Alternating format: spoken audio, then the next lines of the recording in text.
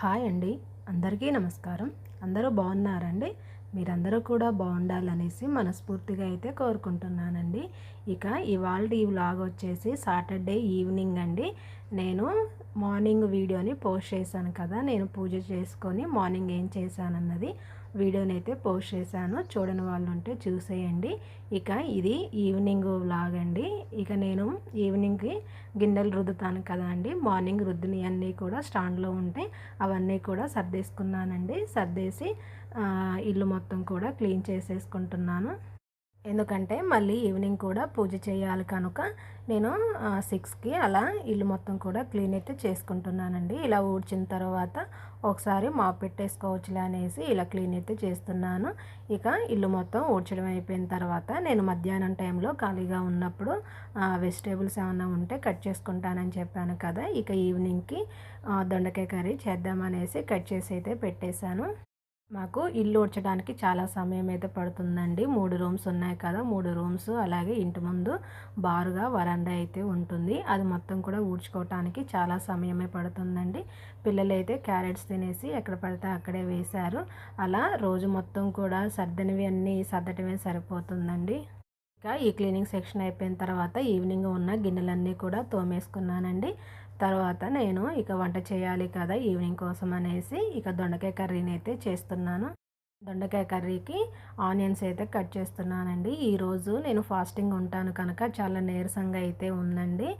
ఇంతకుముందు మరి summer starting కాకముందు పర్లేదనిపించిందండి. ఇప్పుడు ఈ సమ్మర్లో డే మొత్తం కూడా ఫాస్టింగ్ ఉండడం వల్ల నాకు చాలా నీరసంగా అయితే అనిపించింది. ఫ్రూట్స్ ఏమీ తిననండి, కాకపోతే వాటర్ ఒకటైతే తాగుతాను. ఇక నేను నిన్న నైట్ భోజనం చేసిందే తప్ప డే మొత్తం కూడా ఏమీ తినలేదండి. అలా ఉంటేనే నాకు చాలా ప్రశాంతంగా అయితే అనిపిస్తుందండి.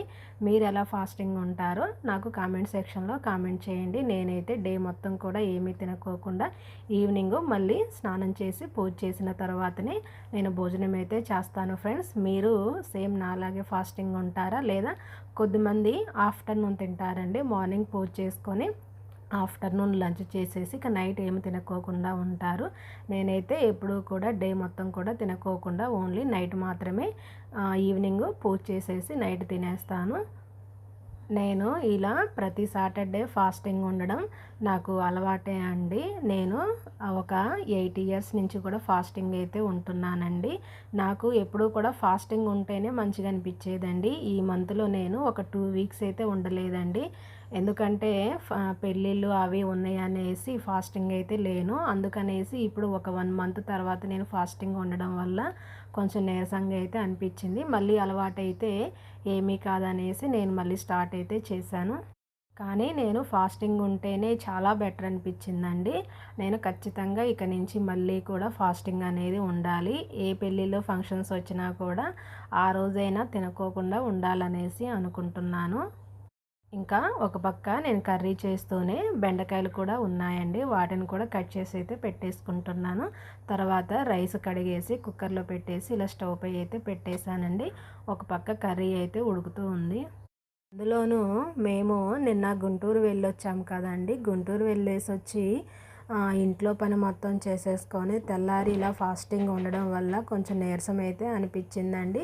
ఇక నెక్స్ట్ వీక్ నుంచి అయితే అలా ఏమీ ఉండదులే అనేసి నేను చాలా నమ్మకంతోనైతే ఉంటాను. ఇలా నేను సాటర్డే వెంకటేశ్వర స్వామికి ఫాస్టింగ్ ఉండడం అనేది నాకు చాలా నమ్మకం అనిపించే ఉంటున్నానండి. మీకు కూడా వెంకటేశ్వర స్వామి మీద నమ్మకం ఉంటే కామెంట్ సెక్షన్లో ఓం నమో వెంకటేశాయ అని కామెంట్ చేయండి.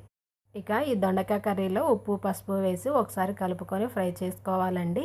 నేను మార్నింగ్ చేసిన క్యారెట్ ఫ్రై ఉంది కదా అండి, అందులోకి నేను కారాన్ని మిక్సీ పట్టాను కదా, అది కొంచెం మిగిలిందనేసి ఈ దొండకాయ కర్రీలోనైతే వేస్తున్నాను. అలాగే కారం అనేది కొంచెం సరిపోలేదండి, కారం అలాగే కొంచెం ఉప్పు కూడా వేసేసుకొని ఈ కర్రీ అయితే రెడీ చేసి అయితే పక్కన పెట్టానండి. ఇక ఇది అయిపోయిన తర్వాత పిల్లలు స్నాక్స్ చేయమనేసి అడిగారు. ఇక ఎలాగో 7:30 కల్లా డిన్నర్ అయిపోయింది కదా, ఇక చల్లగానే ఉందిలే అనేసి నేను పూజ మొత్తం కంప్లీట్ అయిన తర్వాత ఈ జంతికలు అయితే చేశానండి. ఆల్రెడీ నేను ఈ పిండిని ఎలా పట్టించాలో ఒక వీడియోలో అయితే చూపించాను, చూసేయండి. ఏం లేదండి, 1 కిలో రైస్ తీసుకొని వాటిని కడిగి ఎండకు ఆరబెట్టేసుకొని అందులో పుట్నాల పప్పు ఉంటుంది కదా అండి, అవి కేజీకి 1/4 కిలో అయితే వేసి పట్టించానండి. ఇదే అండి ఆ పిండి. ఇక ఈ పిండి మొత్తాన్ని కూడా కలిపేసుకోవాలి. ఈ జంతికలు అనేవి చాలా క్రిస్పీగా అయితే ఉన్నాయండి. పిల్లలు కూడా చాలా ఇష్టంగా అయితే తింటారు. ఎప్పుడూ శనగపిండి, మినప్పప్పు, సగ్గుబియ్యమే కాకుండా ఒకసారి ఇలా కూడా ఒకసారి ట్రై చేయండి. చాలా టేస్టీగా అయితే ఉన్నాయి. ఇక ఈ పిండి కలుపుకోవడానికి వేడి నీళ్ళు అయితే యూజ్ చేసుకోవాలండి. అలా అయితేనే ఇవి మంచి క్రిస్పీగా కరకరలాడుతూ అయితే వస్తాయి. ఇందులో మన చేతికి వచ్చిన 2 పిరికెళ్ళు నువ్వులు అయితే వేసుకుందామండి. నువ్వులు ఉంటే చాలా టేస్టీగా అయితే ఉంటుంది. నేను 3 పిరికిళ్ళు అయితే వేసానండి. అలాగే ఇందులో వాము కూడా వేసుకోవాలండి. వాము వేసుకుంటే పిల్లలకి వాతం చేయకుండా ఉంటుందనేసి ఇలా వాము అయితే వేసుకోవాలి. ఇందులో వాము ఫ్లేవర్ కూడా చాలా బాగుంటుందండి. అలాగే రుచికి తగ్గట్టుగా కారం అయితే వేసుకోవాలి. ఇది మంట లేని కారం అండి. చూడడానికి ఎర్రగా ఉంటుంది కానీ అంత మంటగా అయితే ఏమీ ఉండదు.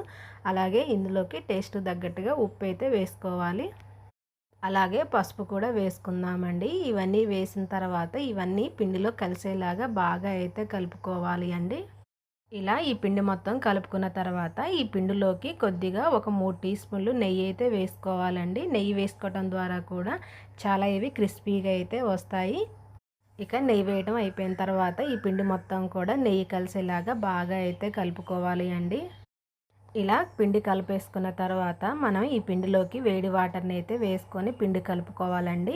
నాకు 1/2 లీటర్ కన్నా ఎక్కువే వాటర్ అయితే పట్టాయండి. ఇలా మనం నెయ్యి కలిపేసుకున్న తర్వాత ఈ పిండి అనేది ఇలా ముద్దలాగా ఫామ్ అవ్వాలండి. అప్పుడు కరెక్ట్గా పిండి కలిసిపోయినట్టండి. ఇక ఇందులో కొద్దిగా వాటర్ వేసుకోవాలండి. వేడి నీరు కనుక మనం అప్పుడే చేయి పెడితే వేడిగా ఉంటుంది కనుక కొద్దిగా వాటర్ పోసేసి పైన ఇలా అనేస్తూ అది చల్లారిన తర్వాత పిండి కలుపుకోవాలి. ఒకవేళ మీరు అప్పుడే కలుపుకోవాలనుకుంటే ఇలా ఒక గరిటెతో కానీ స్పూన్తో కానీ ఇలా కలుపుకోండి. ఇలా ఈ విధంగా పిండి మొత్తం కూడా కలిపేసుకొని ఒక పావు గంట పాటు పక్కన నాననివ్వండి. అలా నానితే పిండి చాలా చక్కగా అయితే ఉంటాయండి. ఇక ఇలాంటి మురుకులది గొట్టం ఉంటుంది కదా అండి, తీసుకొని ఇలా కొంచెం హోల్స్ పెద్దదిగా ఉండేది అయితే తీసుకోవాలండి. సన్నది అయితే అంతగా బాగోదు. ఇలా కొంచెం హోల్స్ పెద్దదిగా ఉండేది తీసుకొని దానికి సెట్ చేసిన తర్వాత లోపల వైపు కొంచెం ఆయిల్ అనేది స్ప్రెడ్ చేయాలండి. ఎందుకంటే దానికి గొట్టానికి లోపల అతుక్కోకుండా ఉంటుంది. అందుకనేసి కొంచెం ఆయిల్ అయితే స్ప్రెడ్ చేసుకోవాలి. ఇక మనం పిండి తీసుకొని ఆ మురుకుల గొట్టంలో ఎంతైతే పడుతుందో అంత అయితే వేసుకోవాలి. దీనికి మూత చాలా కరెక్ట్గా పెట్టాలండి. లేకపోతే కరెక్ట్గా సెట్ అవ్వలేదనుకో మధ్యలోనే ఊడిపోతుందండి. ఇక ఇలాంటి కాటన్ క్లాత్ కానీ చున్నీ కానీ తీసుకొని ఇక దీనిపైన మనం రౌండ్గా ఇలా చక్రాల్లాగా అయితే వేసుకోవాలండి. మరి 2-3 రౌండ్స్ అయితే చుట్టొద్దండి. ఒక్క రౌండ్ చుట్టితే అయితే సరిపోతుంది. ఇలా అన్నీ కూడా వేసేసుకోవాలి. ఇలా ఒక పక్క ఆయిల్ పెట్టేసి ఇవన్నీ కూడా చేసేసుకున్నారంటే మనం త్వరగా వీటిని అయితే ఫ్రై చేసుకోవచ్చండి. ఇక ఆయిల్ పెట్టేసుకోవాలండి. ఆయిల్ వేడెక్కిన తర్వాత మనకి కడాయిలో ఎన్ని అయితే సరిపోతాయో అన్ని వేసుకోవాలి అండి. మరి ఎక్కువగా వేయకూడదు. ఇక నేను పెట్టిన ఈ కడాయిలో అయితే ఒక 4-5 అయితే పడతాయండి. వీటిని ఫస్ట్ వేసిన తర్వాత లో ఫ్లేమ్లో ఉండాలండి. వేసిన తర్వాత ఇక హై ఫ్లేమ్లో పెట్టుకొని అయితే ఫ్రై చేసుకోవాలి. మరి నల్లగా మాడిపోకూడదండి. పైన మాడిపోతాయి, లోపలైతే పచ్చిగానే ఉంటుంది. ఫస్ట్ ఎప్పుడు కూడా లో ఫ్లేమ్లోనే మనం ఫ్రై చేసుకోవాలి. కొద్దిమంది లో ఫ్లేమ్లో ఫ్రై చేసుకుంటే ఆయిల్ పీల్చేస్తుంది అనేసి అంటారు. అలా ఏమీ ఉండదండి. మనం లో ఫ్లేమ్లో ఫ్రై చేసుకుంటేనే మంచిగా క్రిస్పీగా అయితే ఫ్రై అవుతాయి. ఇక వీటిని 2 వైపులా కూడా మంచిగా చక్కగా ఫ్రై అయితే చేసుకోవాలి. ఫ్రై అయిన తర్వాత వీటిని ఒక ప్లేట్లోకి అయితే తీసుకోవాలి. ఇలానే మనం చేసి పెట్టుకున్న కేజీ పిండితోటి అన్నీ కూడా ఇలానే చక్రాల్లాగా ఒత్తుకుంటూ ఆయిల్లోనైతే ఫ్రై చేసుకోవాలండి. ఇక అంతే అండి. ఎంతో సింపుల్గా ఉండే స్పెషల్ జంతికలు అయితే చాలా అంటే చాలా టేస్టీగా అయితే ఉంటాయండి. ఇవి 10 డేస్ అయినా కూడా మెత్తబడుకోకుండా ఉంటాయి. ఫ్రెండ్స్, ఇవాల్టి నా వీడియో మీకు ఎలా అనిపించిందో కామెంట్ సెక్షన్లో కామెంట్ చేయండి. అలాగే ఈ వీడియో నచ్చితే లైక్ చేసి మన ఛానల్ సబ్స్క్రైబ్ చేయండి.